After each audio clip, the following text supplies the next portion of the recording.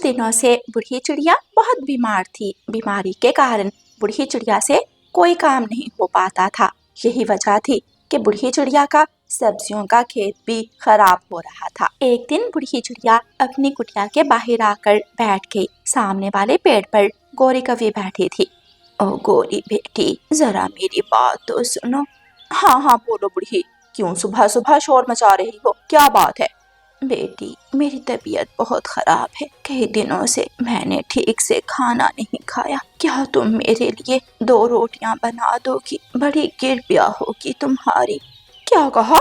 मैं और तुम्हारे लिए रोटी बनाऊं? क्या मैं तुम्हारी नौकरानी लगती हूँ? आप ही अपने हाथ पैर चलाओ और रोटी बनाओ। मुझे और भी बहुत से काम है, मैं तो चली। बेटी, घमंड मत करो। दुख में किसी पक्षी की सहायता करना अच्छाई होती है। रखो अपने भाषण अपने पास, मुझे किसी की सहायता नहीं करनी। गोरी कवि बिना किसी सहायता के वहाँ से उड़ गई। बूढ़ी चिड़िया की आंखों में आंसू आ जाते हैं। वो आहिस्ता आहिस्ता उड़ती हुई रानू चिड़िया के घर पहुंची। रानू चिड़िया अपने बच्चों गुड़िया और कुकू के साथ घर में बैठी थी। रानू बेटी, घर में हो क्या? माँ जी, आप इस हालत में अंदर आ जाइए। क्या हुआ? आपकी तबीयत कुछ ठीक नहीं लग रही। क्या बताऊं रानो बेटी, कई दिनों से बीमार हूँ। पेड़ से उतरना मुश्किल हो गया है। खेत की सारी सब्जियां सूख रही हैं और पेट में दाना भी नहीं गया। अगर तुम मेरे लिए 2 रोटियां बना दो तो बड़ी नेकी होगी। माँ जी, आप इसमें परेशान क्यों होती हैं? मैं अभी आपके साथ चलती हूँ और रोटी बना देती हूँ। आप जरा भी चिंता मत करें। मम्मा, क्या हम भी आपके साथ दादी के घर चलें? हाँ मम्मा, हम दादी का खेत भी देखेंगे और इनकी सहायता भी करेंगे। नहीं बच्चों, तुम दोनों घर पर ही रहो और दाना खाओ। मैं अभी माँ जी के घर से रोटी बनाकर वापिस आती हूँ। रानू चिड़िया बूढ़ी चिड़िया के साथ उसकी कुटिया में जाती है। वहाँ जाकर रानू चिड़िया ने चूल्हा जलाया और बूढ़ी चिड़िया के लिए गरम गरम रोटी बनाई। बहुत बहुत धन्यवाद रानो बेटी, तुमने मेरी इतनी बड़ी सहायता की। माँ जी, आप धन्यवाद मत कहिए। हम सब एक ही जंगल के पक्षी हैं। हम एक दूसरे की सहायता नहीं करेंगे तो कौन करेगा? रानो बेटी, मेरा सब्जियों का खेत बिल्कुल वीरान हो रहा है। मैं तो अब बीमार रहती हूँ। क्यों ना तुम मेरे खेत में काम करना शुरू कर दो। तुम जितनी मेहनत करोगी मैं तुम्हें खेत की आधी सब्जियां दे दूंगी। माँ जी, ये तो आपका बड़ापन है। ठीक है, मैं आपके खेत में काम कर दिया करूंगी। अगले दिन से रानू चिड़िया ने बूढ़ी चिड़िया के खेत में काम करना शुरू कर दिया। जब गोरी कवि ने देखा कि रानू चिड़िया खेत से हरी भरी सब्जियां ला रही है तो उसके दिल में जलन होने लगी। वो फौरन अपने घर गई और कालू कव्वे से कहने लगी, सुनिए जी, आपको पता है वो बूढ़ी चिड़िया अपने खेत की आधी सब्जियां रानू चिड़िया को दे रही है। क्या? आधी सब्जियां? लेकिन वो क्यों? क्योंकि रानू उसके लिए रोटी बनाती है और खेत में काम करती है। हाय रे मेरी किस्मत, अगर उस दिन मैं बूढ़ी को 2 रोटियां बना देती तो पूरा खेत हमारा होता। तो अब किसने रोका है? जाओ और बूढ़ी चिड़िया से कहो कि अब रोटी तुम बनाओगी। गोरी कवि सीधी बूढ़ी चिड़िया की कुटिया में पहुंची। ओ बूढ़ी सुन, आज से तेरे लिए रोटी मैं बनाऊंगी। रानू को खेत से हटा दे और वो आधी सब्जियां मुझे दे। नहीं गोरी, जब मुझे जरूरत थी तुमने साफ मना कर दिया था। अब रानो बेटी मेरी देखभाल कर रही है। वही मेरी रोटी बनाएगी और खेत में काम करेगी। तेरी इतनी हिम्मत कि तू मुझे मना करे? मैं अभी तेरे पंख तोड़ दूंगी। चुपचाप रोटी खा और खामोश बैठ, वरना अच्छा नहीं होगा। बूढ़ी चिड़िया खौफ से कांपने लगी। गौरी कवि ने धक्के से बूढ़ी को एक कोने में बिठाया और रोटी बनाकर रख दी। फिर वो सीधी खेत में पहुंची जहां रानू चिड़िया काम कर रही थी। चल भाग यहाँ से रानू, अब इस खेत की मालकिन मैं हूँ। बूढ़ी चिड़िया के सारे काम अब मैं करूँगी। गौरी बहन, लड़ाई क्यों करती हो? अगर तुम काम करना चाहती हो तो कर लो, मैं चली जाती हूँ। रानू चिड़िया बूढ़ी चिड़िया के पास गई। माँ जी, आप परेशान मत हो। आपको तो बस रोटी और सहायता चाहिए ना। अगर गौरी आपकी सेवा करती है तो करने दे। मुझे खेत का कोई लालच नहीं। आप आधी सब्जियां गौरी को दे दीजिए। बेटी, तुम कितनी सच्ची हो। लेकिन वो गोरी कवि बहुत लालची और जालिम है। कुछ दिन गुजर के गोरी कवि और कालू कौवा रोज खेत से सब्जियां तोड़ते, लेकिन उनका लालच बढ़ता ही गया। एक दिन गोरी ने कालू से बात की, सुनो जी, ये बूढ़ी जब तक जिंदा रहेगी हमें सिर्फ आधी सब्जियां ही मिलेंगी, क्यों ना हम उसे हमेशा के लिए रास्ते से हटा दें। हटा दें? मतलब ये कि उसे जहर दे दें। जब बूढ़ी नहीं रहेगी तो पूरा खेत हमारा हो जाएगा। बात तो तुम्हारी ठीक है, मैं अभी काले पहाड़ों पर जाता हूँ और वहाँ से काले जहरीले बीज लेकर आता हूँ। कालू कौवा उड़ता है और काले पहाड़ों पर जाता है और काले पहाड़ों से काले जहरीले बीज ले आता है। गोरी कवि ने वो जहरीले बीज बूढ़ी चिड़िया के लिए बनाए गए खाने में मिला दिए और थाली कुटिया में रखकर दोनों खेत में काम करने चले गए। कालू जी, आज हमारा काम हो जाएगा, वो बूढ़ी खाना खाएगी और सब खत्म। उसी दौरान कालू और गोरी का बेटा जग्गू कौवा खेलते हुए वहाँ से गुजर रहा था। उसे बहुत जोर की भूख लगी हुई थी। वो बूढ़ी चिड़िया की कुटिया के पास से गुजरा तो उसे अंदर खाने की खुशबू आई। वाह, दादी की कुटिया में तो गरम गरम खाना रखा है और कोई भी नहीं है, मैं जल्दी से खा लेता हूँ, मुझे बहुत भूख लगी है। जग्गू ने कुटिया में जाकर वो जहरीला खाना खा लिया। जहर इतना तेज था कि खाना खाते ही जग्गू तड़पने लगा और जमीन पर गिरकर बेहोश हो गया। कुछ देर के बाद जब कालू कौवा और गोरी कवि मुस्कुराते हुए कुटिया के पास पहुँचे तो उन्होंने देखा कि उनका बेटा जग्गू जमीन पर पड़ा है। हाय मेरा बच्चा जग्गू, तुझे क्या हुआ?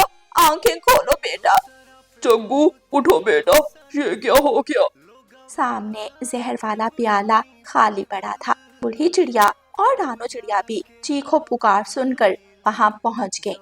मुझे क्या मालूम था कि तुम्हारा बेटा आकर ये जहर वाला खाना खा जाएगा। मैंने तुम दोनों को खाने में जहर मिलाते देख लिया था, इसलिए मैं तो रानू चिड़िया बेटी को बुलाने गई थी।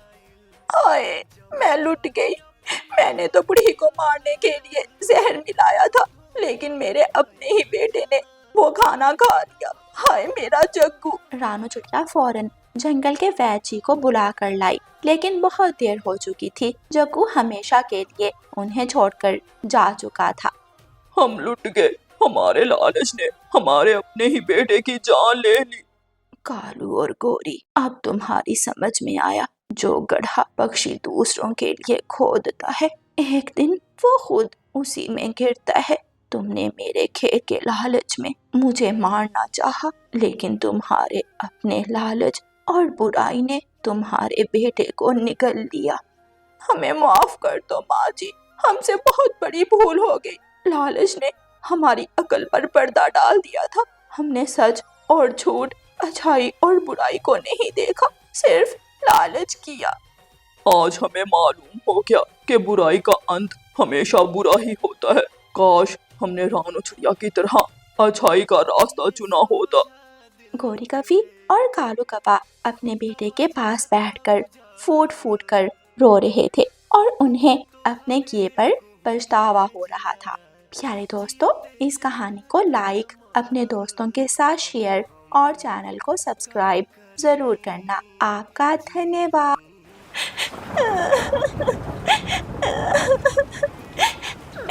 मैं बारिश में भीग रही हूँ, मुझे ठंड लग रही है, मैं और बर्दाश्त नहीं कर सकती। मैं मर जाऊंगी, मैं मर जाऊंगी। गोरी कवि जंगल से वापस आ रही थी कि उस छोटी सी चिड़िया को पेड़ की डाल पर बैठा हुआ देखकर वहां आ जाती है। शक्ल से तो ये चिड़िया बहुत गरीब लग रही है, लेकिन इसके गले में इतना महंगा हार कहाँ से आया? मुझे ठंड लग रही है, मेरी मदद करें, मैं सुबह से यहाँ बैठी हूँ। छोटी चिड़िया, तुम्हारा नाम क्या है? तुम कौन हो और तुम कहाँ से आई हो? मुझे कुछ याद नहीं, मैं सब कुछ भूल चुकी हूँ।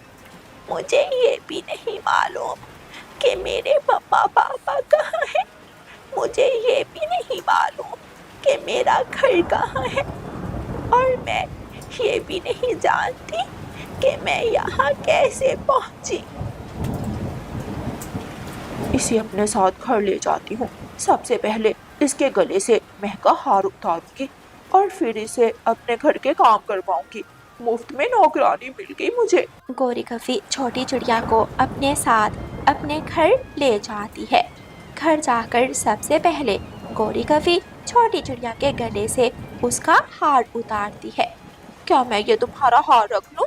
मुझे ये बहुत पसंद आया है।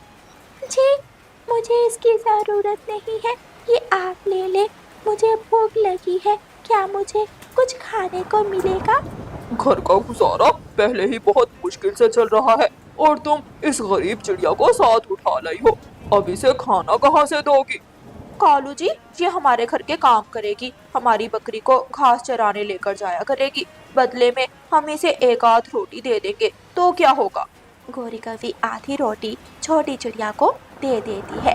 छोटी चिड़िया वो आधी रोटी खा लेती है। जाओ, वो कोने में घोंसला पड़ा है, उसमें जाकर सो जाओ। दूसरे दिन गोरी कवि छोटी चिड़िया को जंगल में बकरी चराने भेज देती है। छोटी चिड़िया झाड़ियों के पास बैठी थी और उसकी बकरी घास खा रही थी। अचानक एक कांटा छोटी चिड़िया के पंख में चुभ जाता है। मेरे पंख में कांटा चुभ गया है, बहुत दर्द हो रही है। कोई है? कोई है? कोई मेरी मदद करे, मेरे पंख से कांटा निकाल दे। तभी रानू चिड़िया की बेटी गुड़िया वहाँ आ जाती है और उसके पंख से कांटा निकाल देती है। आप कौन है? मैंने पहले तो कभी आपको इस जंगल में नहीं देखा। ये तो मुझे मालूम नहीं मैं कौन हूँ और मैं ये भी नहीं जानती मैं यहाँ कैसे पहुँची। रात जब बारिश बरस रही थी तो एक कवि मुझे अपने साथ अपने घर में ले गई। ये बकरी भी उन्हीं की है। मैं इसे घास चराने जंगल आई थी। मेरा नाम गुड़िया है और आपका नाम क्या है? मैं ये भी नहीं जानती मेरा नाम क्या है, मुझे कुछ याद नहीं। अच्छा ठीक है, आज से आपका नाम लाडो है, क्या मुझसे दोस्ती करोगी? दोस्ती? हाँ, क्यों नहीं, मेरा कोई दोस्त नहीं है, मुझे आपसे दोस्ती करके अच्छा लगेगा। फिर गुड़िया उस छोटी सी चिड़िया से दोस्ती कर लेती है। गोरी कवि लाडो चिड़िया से अपने घर के सारे काम करवाती, उससे घर के बर्तन साफ करवाती, झाड़ू पोछा करवाती और खाने में केवल एक दाना और वो भी सूखा हुआ देती। ये दाना तो बहुत सूखा है, मैं ये नहीं खा सकती। खाना है तो खाओ वरना भूख से मरो। मेरे पास और कुछ नहीं है तुम्हें देने के लिए। घर दिया है, छत दी है, यही काफी है तुम्हारे लिए। लाडो बहुत उदास थी और उदास मन के साथ बकरी को घास चराने जंगल चली जाती है। जब गुड़िया उसे मिलने आती है तो लाडो गुड़िया को बताती है, मुझे बहुत भूख लगी है, आज भी कवि आंटी ने मुझे खाने को कुछ भी नहीं दिया। अच्छा ठीक है, आप यहाँ इंतजार करें, मैं अभी अपने घर से आपके लिए खाना लेकर आती हूँ। गुड़िया अपने घर जाती है और अपनी मम्मा को सारी बात बताती है। मम्मा, एक छोटी सी चिड़िया है जिसे अपना नाम भी नहीं मालूम और ये भी नहीं मालूम कि उसके मम्मा पापा कहाँ है, वो कहाँ से आई है। लेकिन गुड़िया बेटी, वो चिड़िया कहाँ है? मम्मा, वो गौरी आंटी के घर में रहती है। गौरी आंटी उसे घर के सारे काम करवाती है और खाने में कुछ भी नहीं देती। वो भूखी है, क्या मैं उसके लिए थोड़ा खाना ले जाऊं? हाँ गुड़िया बेटी, क्यों नहीं, आप उसके लिए खाना ले जाएं और उसे कहना कि अगर गौरी उस पर अत्याचार करे तो वो आपके साथ हमारे घर में आ जाए। ये ले, आप ये खाना खा लें। मेरी मम्मा ने कहा था कि अगर आप चाहें तो आप हमारे साथ हमारे घर में रह सकती हैं। मेरी मम्मा आपको पेट भर खाना देंगी। ठीक है, मैं आज ही उस कवि को बता दूंगी। मैं उनकी बकरी घर में छोड़कर अभी आ जाती हूँ। लाडो बकरी लेकर घर वापस जाती है और गौरी कवि को बता देती है, आंटी आपका बहुत बहुत शुक्रिया, आपने कुछ दिन मुझे अपने घर में रखा, लेकिन अब मैं आपके साथ नहीं रहना चाहती। तो फिर कहाँ रहोगी? अगर जंगल में गई तो चील तुम्हें खा जाएगी या कोई जंगली जानवर पकड़ कर ले जाएगा। मुझे मेरी दोस्त मिल गई है, मैं आज से अपनी दोस्त के साथ उसके घर में रहूंगी। अच्छा, तुम्हारी दोस्त का नाम क्या है? मेरी दोस्त का नाम गुड़िया है, उसने मेरा नाम लाडो रखा है। अच्छा, तो तुम रानू चिड़िया के घर में रहोगी। देखती हूँ रानू चिड़िया तुम्हें अपने घर में कैसे रखती है। लाडो उड़ती है और वापस जंगल चली जाती है। गुड़िया लाडो का इंतजार कर रही थी। जैसे ही लाडो आती है, गुड़िया लाडो को अपने साथ अपने घर में ले जाती है। कालू जी, जाओ और रानू चिड़िया से कहो कि उस छोटी चिड़िया को अपने घर से निकाल दे। रानू चिड़िया ने हमारी मुफ्त की नौकरानी छीन ली है। ठीक है गोरी, मैं अभी जाता हूँ और रानू चिड़िया से कहता हूँ कि उसे अपने घर से निकाल दे। कालू कौवा रानू चिड़िया के पास जाता है और रानू चिड़िया से कहता है, चिड़िया, तुमने इस छोटी चिड़िया को अपने घर में क्यों रखा है? ये हमारी नौकरानी थी, हमारे घर के काम करती थी। कालू कौवे, भाग जाओ, मैं इस मासूम को तुम्हारे घर में कभी नहीं भेजूंगी। तुम इस छोटी जान पर बहुत अत्याचार करते हो।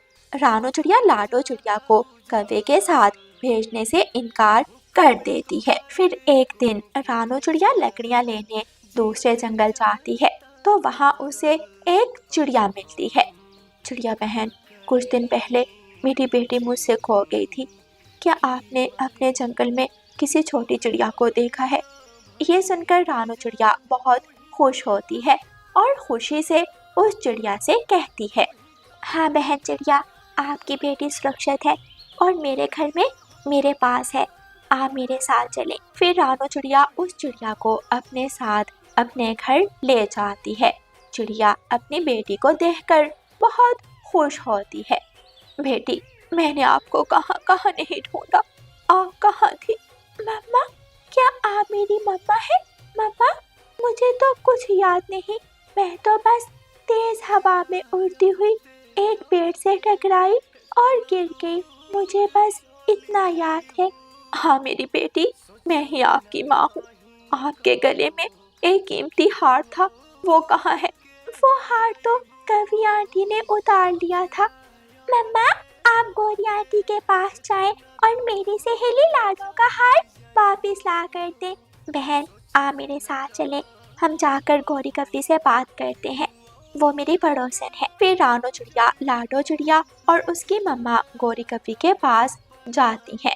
नहीं नहीं, मुझे तो नहीं मालूम, मैंने तो इस चिड़िया के गले में कोई हार नहीं देखा था। गोरी, बेहतर यही है तुम इस छोटी चिड़िया का हार वापस दे दो, वरना मैं जंगल के पक्षियों को बुलाकर सबको बताऊंगी। अच्छा अच्छा, ठीक है, चुप कर जा, मैं अभी देती हूँ। एक तो मैं कोई भी बुरा काम करती हूँ, तू मेरे सामने आ जाती है। गोरी कवि अलमारी खोलती है और हार निकाल कर दे देती है। रानू बहन, आपका बहुत बहुत शुक्रिया, मैं आपका ये एहसान हमेशा याद। फिर लाडो चिड़िया और गुड़िया चिड़िया थोड़ी देर बैठकर आपस में बातें करती हैं और फिर लाडो चिड़िया की मम्मा उसे अपने साथ अपने जंगल ले जाती है। प्यारे दोस्तों, इस कहानी को लाइक, अपने दोस्तों के साथ शेयर और चैनल को सब्सक्राइब करना बिल्कुल मत भूलना। आपका धन्यवाद।